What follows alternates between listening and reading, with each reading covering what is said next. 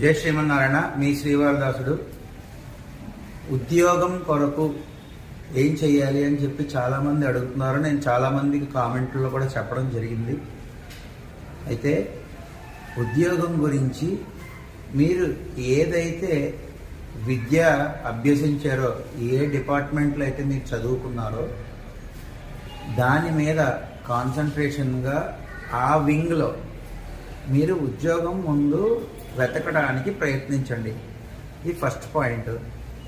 తర్వాత మీరు ఉద్యోగం గురించి వెతుకుతూ ట్రై చేస్తూ శ్రీరామాయణంలో యుద్ధకాండలో ఆఖరులో రామ పట్టాభిషేక సర్గ ఉంటుంది.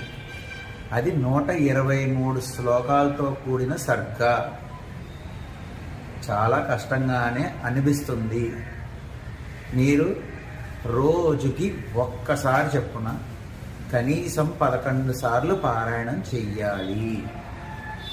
మీరు ఈ విధంగా చేస్తే ఒక పక్క ఉద్యోగం గురించి ప్రయత్నిస్తూ శ్రీరామ పట్టాభిషేక సర్గ మీరు రోజుకి ఒకసారి చెప్పున కనీసం అయితే గంటైనా పట్టచ్చు. అలవాటైన వారికైతే బాగా తొందరగానే అయిపోతుంది.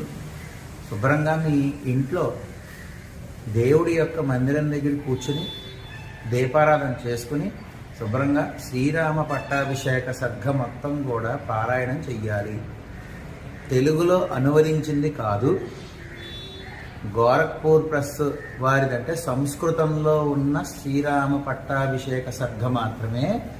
సంస్కృతంలో ఉన్న శ్లోకాలని మనం పారాయణం చేస్తే అత్యధిక ఫలితం లభిస్తుంది. చదవడం కొంచెం కష్టంగా ఉన్నా మీరు నెమ్మదిగా చదవడం అలవాటు చేసుకుంటే మీకు ఖచ్చితంగా మంచి ఫలితం లభిస్తుంది. నేను మొన్న ఒక మాట చెప్పాను, మళ్ళీ చెప్తున్నాను.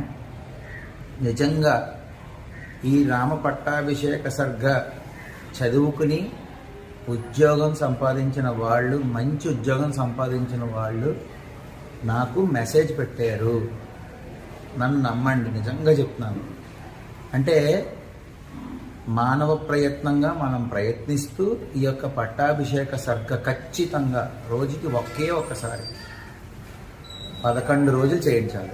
11 రోజులు మీకు ఎంత మంచి ఫలితం వస్తుంది అనేది మీరే కామెంట్ రూపంలో. కొంతమంది నాకు మెసేజెస్ పెట్టారు, మీరు చెప్పారు ఇలా చేసాము, నాకు ఉద్యోగం వచ్చింది స్వామి అని చెప్పారో వాళ్ళలాగే మీరు కూడా మెసేజ్ పెట్టి కామెంట్ పెట్టి తీరుతారు. త్రికరణ శుద్ధిగా మనసా వాచ కర్మ అన్నీ చెయ్యండి దయచేసి. ఖచ్చితంగా మీకు మంచి ఫలితం వస్తుంది. ఇందాక చెప్పినట్టు దేవుడి మందిరంలో కూర్చుని శుభ్రంగా దీపారాధన చేసుకుని శుభ్రంగా ఈ శ్రీరామ పట్టాభిషేక సర్గ మొత్తం 123 శ్లోకాలతో కలిగింది ఉంటుంది. 123 శ్లోకాలు ఉంటాయి, సంస్కృత శ్లోకాలు.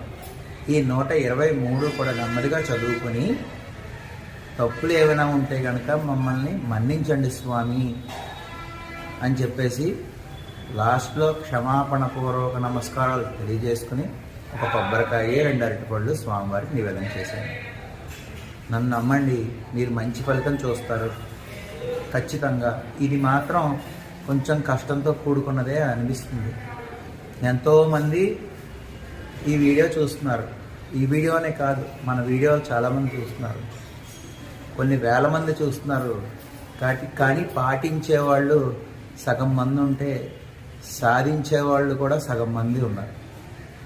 నేను ఎందుకు చెప్తున్నానంటే చేద్దాంలే అని అనుకుంటే అవ్వదు. సంకల్పంలో దృఢంగా నిశ్చయించుకుని మీరు పూనుకోవాలి, నేను ఇది చేసి తీరాలి అని చెప్పి. మీరు చెయ్యండి, చెప్తున్నాను, నిజంగా చెప్తున్నాను. అసలు రాముల వారి యొక్క మహిమ ఏంటో మీకు తెలుస్తుంది పూర్తిగా. ఒక ఉదాహరణ చెప్తున్నాను స్వామి. హనుమంతుడు సుందరాకాండలో హనుమంతుడు లంకకు బయలుదేరినప్పుడు ఒక్క మాట చెప్పి బయలుదేరాడు. నేను హనుమంతుడిగా వెళ్ళను లంకకి. రాముడు విడిచిపెట్టిన బాణం ఎంత వేగంగా వెళ్తుందో ఆ విధంగా నేను వెళ్తాను అని చెప్పాడు ఆయన. అంటే ఆయన అంత బలశాలి అయినా సరే హనుమంతుల వారు నాకేం బలం లేదు, నేను ఆయన చేతిలో ఒక ఒక చిన్న కర్ర ముక్కని బాణాన్ని ఆయన నన్ను పంపిస్తే నేను వెళ్తున్నాను అని చెప్పుకున్నాడు. అలాగా అంటే ఆయనకి నమ్మకం రాముల వారి మీద, ఆ నమ్మకం ఆయన నిలబెట్టింది. అంత దూరం 100 యోజన సముద్రాలు కూడా ఎగరగలిగాడు, ఆయన వెళ్ళగలిగాడు, తిరిగి రాగలిగాడు. అంటే ఆయనకి రాముడి మీద